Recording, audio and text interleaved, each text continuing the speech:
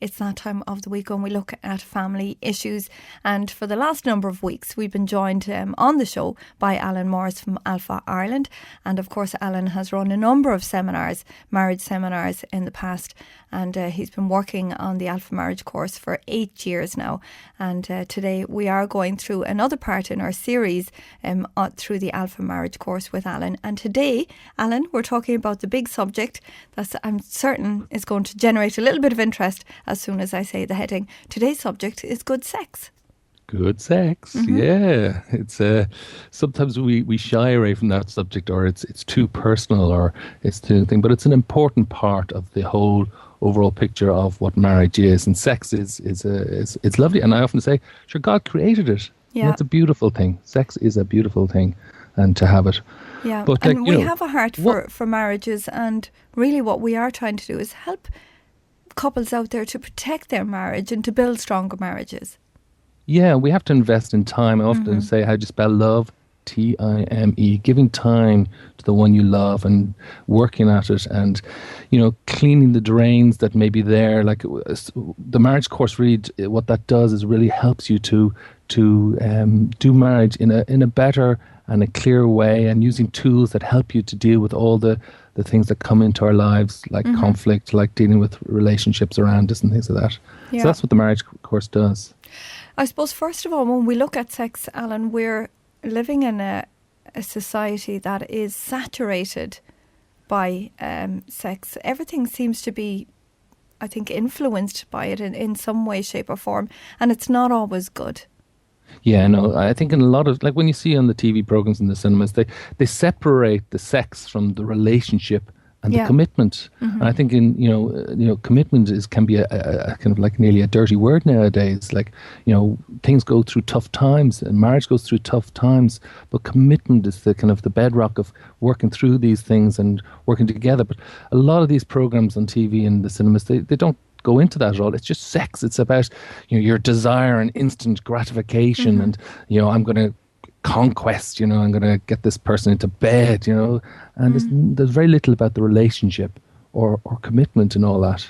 Yeah, they just want to conquest and get on with it. And I just want to, when I've maybe had sex with this girl, then I'll kind of dismiss her, or boy, I'll dismiss her and go on to somewhere else. And it's just about the conquest and not about the relationship or anything to do with commitment. So I suppose, when we look at the society that we are in, Alan, it's difficult. It's difficult for couples to stay focused on their marriage when they're being bombarded by these, particularly when there are images involved, when they're being bombarded, and when they're being bombarded with the fact that you should be behaving a certain way, you should be having certain types of relationships. How can we kind of, in the middle of all that, turn our eyes towards each other and start to develop an intimacy when we are so kind of, I suppose, being hassled in a sense? Yeah, you're right. It's trying to find ways of developing that intimacy. Look, it's a gift from God. Sex is a gift from God, as I said, for our pleasure and enjoyment within our marriage. Yeah. Like in the Bible, it talks in the Song of Songs about it. Oh, I am my lover's, and my lover is mine. That's in the Song of Songs, and it's there. Enjoy it. It's a way of communicating love that goes beyond words. It's just an outpouring of your love for each other, and sometimes we have to look at it that it's giving rather than just taking. Like I think in the consumer way, it's about self. It's about self stuff. What I mean? But it is about giving your love to another person in a physical way. One flesh. Becoming one. We talked a bit about that in the mind, but this is a part in the body, becoming one in flesh.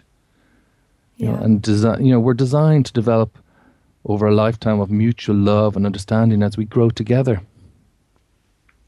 So it's creating that intimacy. It is a vital part of building a strong and healthy marriage. It is important for us to. But it's not look the at icing on the issue. cake. It's not the icing on the cake. People think sometimes sex is the icing on the cake. It's just part of the ingredients of the cake. Okay. It's the whole package. You know what I mean? Yeah. And sometimes we think sex is the icing on it. We compartmentalize the whole thing. We actually kind of divide it into different parts. But it's the whole package. Sex and love together is all part of the package of the whole marriage thing. But try not compartmentalize it. Try not just make the sex that part, but just say that it is part of the intimacy. And it affects all parts of it. Each part of the cake, if you like, together, mixed together. It's important that it's mixed together rather than separated, because it is part of all the ingredients. But also, it's probably the first casualty. Sex is probably the first casualty of, if we're tired or just feel a bit lazy. Sex sometimes is the first casualty of the whole thing. Yeah. Or if you're pressured, many couples out there are pressured today. They're dealing with so many problems at work, and they come home and they switch off from their partner. Yeah, it's hard, and maybe we're just not fit. As we get older, we sometimes we just don't have the energy. And sometimes when we have children, juggling all the things that are going on in our life, the physicalness of making love sometimes is the one that dwindles, because I just don't feel it. I've just got a headache and I feel wrecked. I just need to go to sleep, and sometimes we have to choose to make love sometimes when maybe we don't necessarily feel like it. Yeah. And, because it's important. It's important. Well, what about the problems? Can they be worked through? Well, my wife went to a seminar there on, it was a counsellor's seminar on the sexual thing. And you know what it said? And this frightened me. Out of 10 marriages, out of 100% of marriages, how many of them go through sexual problems in marriages? Do you know what they said in this seminar? 100%. In other words, we all will go through a problem when it comes to sex sometime during our marriage time. I was actually shocked by that statistic that they were quoting. But, it is a hard thing, because sometimes, the busyness of life, we just we can't sometimes, it's just difficult sometimes to actually make love sometimes, because of all that's going on in the external part of our lives. And we have to work through these things, and it is only a stage, and this stage will go by, and it'll reignite again, and we have to just work through it. Though the thing is to work through it together. And remember, don't look on the issue as something between the two of you. Put it out there, and we're going to work through it together. Yeah. Because is there a danger, Alan, maybe for couples who neglect this area for one reason or another and fall into the habit of just not being intimate with each other? Is there a danger that one of those partners may start to look outside the marriage? Absolutely. If there's a need that's there, and we both partners have needs, and how you actually get to sex is part, love making is part of that, and if we just neglect it totally, well, where will that be transferred to? Will it be transferred to another person? You know what I mean? But the thing about it is being it together in it. Talk about it together, and the problem that is there, and put that problem out there, and the two of you discuss it. Like a lot of guys that say, I want sex more, and some of the girls, well, you have to woo me over the whole time. And this is about the importance of communication through all this, and being vulnerable in talking about it. And sometimes men like to feel that they're the macho man that actually is the stud, if you like, and to be vulnerable and say, I don't feel fulfilled, or I feel that our sex is a bit mechanical, that can be it can touch on some areas that are very vulnerable. So, but let's try and understand each other where we are at. Because men tend to think about the destination in making love. They want to get, have the love to get to the destination of whatever happens there. But the woman think about the journey in it. It could be just the earlier part of the day when we're doing the dishes together, or helping them with the kids together. And it's about the journey.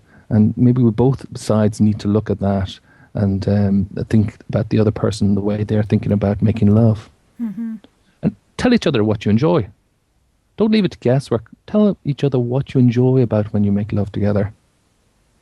And take courage and trust to bring fears out into the open. Sometimes we can be fearful of hurting the other person, but, be gentle with each other and how you how you express your love about your lovemaking. Because you can store up negative emotions, and this acts as a barrier to our sexual enjoyment. It's important that, we don't build up these barriers because we're afraid that of hurting the other person, but how we tell the person is important. Yeah. Like in our lovemaking, and how we encourage each other, how we are each other's number one fan. I've talked a lot about that, number one fan. How can we say, you're great and this works well for me? You know what I mean? Rather than maybe saying this doesn't work well, it's maybe say, I enjoy when you do this to me. You know what I mean? And and develop that more. So encourage each other. Take time over lovemaking. Sometimes we can rush it. I remember there was a film on TV, and it was a joke between Diane and myself, where these couple were lying on the bed together reading a book, and they said, "Well, will we make love?" And they said yes. So they both put down the book. The camera turned to the actual clock by the bed, and it changed 1 minute, and then you went back over to the couple, and they'd finished. And they were both sitting back up reading their books again, like we Di and myself joke about that sometimes. And we sometimes joke about it and say, have you got a minute? That's a personal little insight there into it. But take your time. If you're rushing it, or if you just want to get it over with, that comes out in your lovemaking, Yeah. So take your time, give focus to one another, tune in to each other's emotional needs, and resolve any maybe conflict that's going on first. And then also, don't forget, if it's only about wanting sex when you touch the person, that can become negative. So just remember to actually increase your non-sexual touching, like holding hands, arm around shoulder. Be the number one fan, as we said. Also, be careful that you don't criticize each other's shape, or you're looking a bit fat, or you're putting on weight here, or you're going bald, or things like that. What does that doesn't help in your, we're trying to build each other up in each other's body. What parts of the body do you like about your husband or wife? Got a lovely bottom, or you there's different parts of our bodies that are nice shapes, and we can say, look, that's you have beautiful eyes, you have beautiful mouth, your hair is just so curly and beautiful, So look on the things that they have that are nice. Maybe don't, there's maybe areas, maybe we've got a little bit of a tum-tum or whatever else, but maybe don't go down that direction. Go where the parts of the body are that are very nice. Yeah. I think I remember saying to somebody once who was getting married, you can wake up in the morning, you can look at your husband, and you can choose to spend that day looking at all the things that annoy you about him, or you can choose to focus on the things that you admire. And whatever your choice is, you'll get back what you give. If you choose to focus on the things that annoy him, or the things that you really don't like, pretty soon you won't be very happy at all with the person you're married to. But if you choose to look at the things that you admire and the things that attracted you to that person, you can overcome the difficult times. Yeah, remember I said about thinking, some people think my needs and your faults, right? Yeah. Try and change that around and say your needs and my faults. Yeah. Try and change that around in the way we're thinking about things. And we can get into the frame of mind where it's all about me, my needs, and what you're doing wrong. And try and shift that around and saying, what are your needs and my faults? And by doing that, sometimes we change the way we think about things. Just shift that the other way around. And it's amazing how you can actually change the way you relate to your husband or wife. But the importance of responsiveness, that's how do we respond when our loved ones wants to make love? Can we give them a self-confidence? Can we give them confidence and well-being? Sex often starts as a decision. Remember that it starts as a decision. Sometimes we may not want it. It comes as a decision, and then arousal follows. Giving ourselves sexually requires a climate of trust as well. We have to trust each other. Yeah. And trust can be rebuilt over time through choosing to forgive. And do you think, Alan, that if one partner is consistently maybe rejected every time they approach their husband or their wife, if that response is cold or no, not now, that they will eventually maybe just stop making the advances? Well, you have to look at why. Why are you rejecting me? You have to take that problem and put it out there and discuss it together. Why don't you want to make love?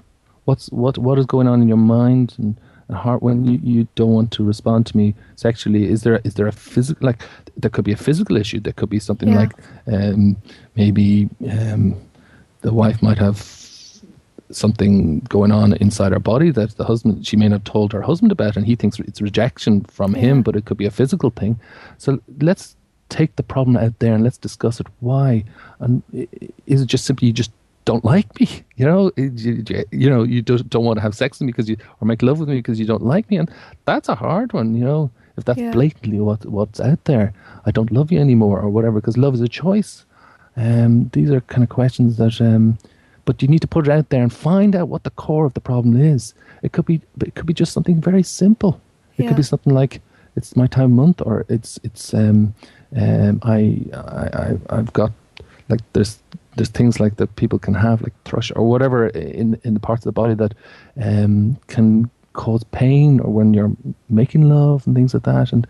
And it's important to, as I said, sometimes it can become a mechanical thing, and we have to try and bring the romance back into it. So why don't you try something different? If the way that you're doing it is very mechanical and it just doesn't seem to be, there's no kind of romance in it, try and create something, like put candles all over the house, put candles all over the bedroom, put on music, because this can be an antidote for the mechanics and the routine of sex. Maybe do something like you did when you were dating, go for a long walk, or things that sometimes when you're married and you're busy, you forget about, just the simple little things about taking a nice walk together, or spending a little bit of time focusing on each other outside of the bedroom. You're right. Sometimes going back to those times when you were most intimate with each other in the past can help to reignite the present. Mm-hmm. So if there was a place that you found nice and romantic that you used to go for walks in, maybe go there, because that can help, and it can help you recognize things and reignite things. Learn the art of seduction and arousal, because it's important. It is an art. It is something that you want to bring into it. The romance has to be there. Keep the spontaneity. Take the initiative. Sometimes if it's always one of the husband or wife that is always taking the initiative, well, that's sometimes quite hard for the person. If he or she is always taking the initiative for making love, why doesn't the other person try to take the initiative? Mm-hmm. And you'd be surprised that can bring it on further in a lovely, intimate way. That if the other person takes the initiative, sometimes it can help. But anticipation is so important. Our minds are more the most important sexual asset. So remember that our mind is the most important sexual asset. So anticipation. So communicate your desires. The best sex starts maybe at breakfast time. As I said, like during the day, the journey up to whenever you make love. So you remember that, communicate your desires. Mm-hmm. Be sure sexual thoughts and desires are directed towards each other. As we said, we don't want to be looking at to other people, but to each other. Mm-hmm. Because there is the danger of pornography there, If you're not having sex, and then pornography can come into it because you want to kind of maybe have release or whatever, it kind of kills it even more. It becomes like it kills off that, because it takes out the relationship and the commitment and just becomes like an object kind of thing. So, but also fantasize about your spouse. It's kind of healthy, she's a beautiful woman and she looked lovely, or a beautiful man, and so. But about your husband or wife, be creative. I suppose, if we look at, you mentioned anticipation, in a sense, Alan, it could almost be a barrier, maybe a protection within the marriage if, for example, as you said, if your husband or wife is going out to work and they know you've made a date for that night and, you're going to spend time together that evening and you are going to be intimate, that it kind of does have a little bit of a protection barrier around them, that they're not going to be, maybe as you said, seeking out some other release during the day, looking at pornography or maybe being tempted to look at somebody else, because it is that kind of anticipation. Oh, I'm looking forward to going home this evening. We're going to have a meal together. We're going to go for a walk, whatever it might be. And I expect that we are going to be intimate. Yeah, and that's lovely to know that tonight is something that is our time, and so during the day we're thinking about our loved one through the day, and that anticipation is building towards the evening, and that's a lovely thing. Because we do need to protect our marriages, don't we, Alan, in this society? We need to what, sorry? Protect our marriages. Absolutely. And we have to kind of, work at it. We have to kind of, no one goes into marriages thinking that, I'm going to get divorced. We go into marriage because we think it's going to be for life. Yeah. But marriages do break up. And so don't say, it's only other people. Any of us it could happen to any of us. Yeah. So we need to work at it. We need to kind of invest in it. We need to kind of protect it. We need to actually enjoy it. There's so much enjoyment in marriage and going through life together. And if there are issues, by the way, if there are issues of anything like pornography and things like that in your marriage, there's the marriagecourse.org has a site on helping in any issues of pornography and things like that, because it does affect people, you know. And if that can be of help there, just the marriagecourse.org, there's information to help with in relation to pornography. But the other thing is variety, Familiarity often breeds complacency. So be creative, remember, and keep romance, keep it alive, produce excitement, make love in different settings. Don't know if it's always in the one place all the time. Sometimes that can kind of be, and vary the time. And last thing at night, when you're both wrecked, is that a good time to make love? I've had so much going on in the day. Maybe it's not. Maybe you need to carve out time. Maybe make an appointment. Like I talk about your marriage time. Make an appointment one afternoon sometime. Say we're going to meet at home without the kids, and invest time in our marriage time by maybe making love. That anticipation again. So, and vary the atmosphere. Soft lighting, as I say, candles. Very routine, and there are books on building a good sex life together. And I know that kind of feels a bit funny kind of talking about, but there are books that can help you in if sex and making love is an issue, there are good books in helping you to be to make love together at different stages. Now I know we're almost out of time for this morning, Alan, and I know you won't be with us next week, but the week after we are going to be looking at love in action, and I know it's going to be the final in this series on the Alpha Marriage course. So it certainly is one that we're going to talk about anticipation. We're going to be looking forward to seeing this love in action. What are we going to be actually thinking about or talking about? Well, it's an action. Love is an action. It's not just a passive thing. Love just isn't just there. Love is an action. It's something that happens. You know what I mean? So we have to think, what is the action we're doing that shows love? So kind of think about that. It's an action. Remember, it's not just passive. It's not just doing nothing. It's not just love's just coming towards me. Yeah. I'll tell you a joke quickly on sex. They filled up a whole seminar room full of men, and they were trying to correlate happiness with the amount of time you had sex. So they said, who here has sex every 2 or 3 days? And all these guys were smiling, real happy smiles. And then every 4 or 5 days, and the smile was there, but it wasn't quite as strong. And they went down the line, every few weeks, and it was kind of getting down. Every few months, it was going down further. Every 4 or 5 months, and it was going down further and further. And then they is there anyone else in the room? And this one man put his hand up, and he was smiling like everything. And they kind of said, our theory's down the tube because he looks so happy. And they said, how often do you have sex? And he says, only once a year. And he was smiling like that. And he says, why are you so happy? Tonight's the night. Is that anticipation, isn't it, Alan? That's anticipation, a year's anticipation for that man there. Well, that's not what we want our couples to go down to once a year. But as you said, it is a choice. It is a choice. It's very much like what we were saying about love. Love is a choice. This is also a choice, as you said. We may not always be in the mood, but when we make the choice, it's like it is very similar to love in that aspect that when you choose to love somebody, the love comes. Yeah, and remember that if you feel it's ebbing, your appetite for lovemaking is ebbing, what are you going to do about it? Are you just going to let it just ebb more and more?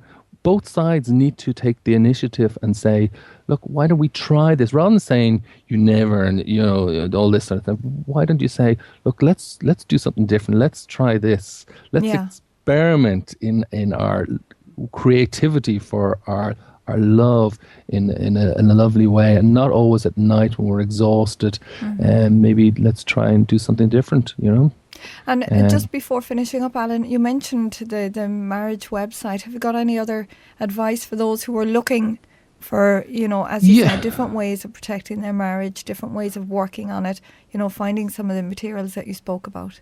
Right. Well, on there's a site called National Marriage Week as well, and on that site there are weekend retreats as well that you can go on through different organisations. There's not only I'm not into branding per se, and the Alpha Totally. There are other courses that are going on. There's Retroval. There's so many other courses in Ireland going on all the time. National Marriage Week has a link to all those different sites, and you can go on those sites and maybe go away for a weekend together on one of these weekend retreats, or go on the Alpha course itself. It's as I say, it's about investing in things, and about, we all, like Di myself, I'm not perfect. Di myself go through issues and things like that, and how we work through those things. And there are tools out there that can help you to do marriage better and stronger and in tune with each other, like the three-legged race I've talked about, that you're walking together through this journey of life in synchronized walking together. And it's lovely. And it doesn't have to be average. It can be great. But the funny thing is, the harder you work at it, the better it gets. Alan, thank you again so much for taking the time to chat to us today. And we look forward to having you back on the show with us in 2 weeks' time. Yes, Anna, I look forward to it too. Thank you so much, God Alan. bless you. Bye-bye.